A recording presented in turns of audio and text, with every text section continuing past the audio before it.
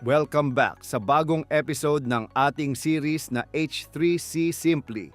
Sa mga nakaraang episodes, natutunan natin kung paano mag-add ng access points, mag-program para maging online ang devices, at mag-adjust ng frequencies.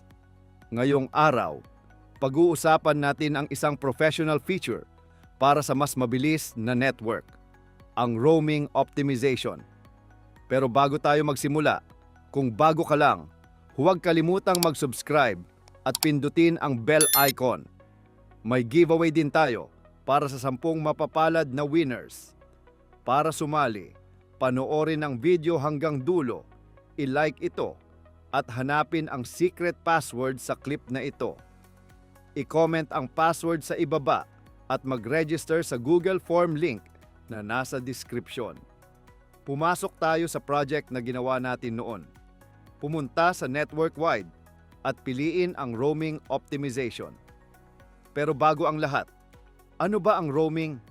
Sa madaling salita, ito ang kakayahan ng iyong device, gaya ng phone o laptop, na lumipat sa iba't ibang access points sa loob ng gusali, nang hindi napuputol ang internet o nagkakaroon ng lag. Katulad ito ng paglipat ng iyong phone sa iba't ibang cell towers habang ikaw ay nagmamaneho. Sa loob nito, makikita ang iba't ibang scenarios mula sa Eolink platform. General, para sa mga karaniwang bahay at simpleng lugar. High density, para sa mga mataong lugar gaya ng conference halls na maraming devices sa maliit na espasyo. Hotel, optimized para sa guest rooms at mahabang hallways. Store at office building, ginawa para sa mga opisina na may mga pader at obstructions. Custom, para sa network experts na gustong mag-set ng manual. Kapag pumili ka ng senaryo, mapapansin mo ang roaming sensitivity.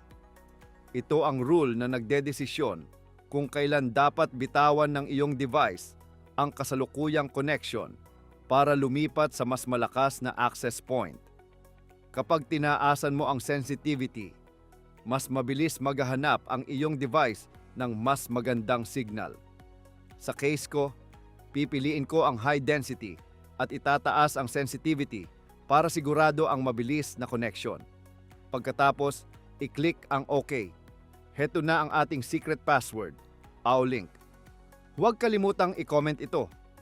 Sa ibaba ng page, makikita ang roaming optimization icon. Pag-click mo rito, may lalabas na alert na ang automated tuning ay tatagal ng 2 minuto. Susuriin nito ang iyong environment para sa best result.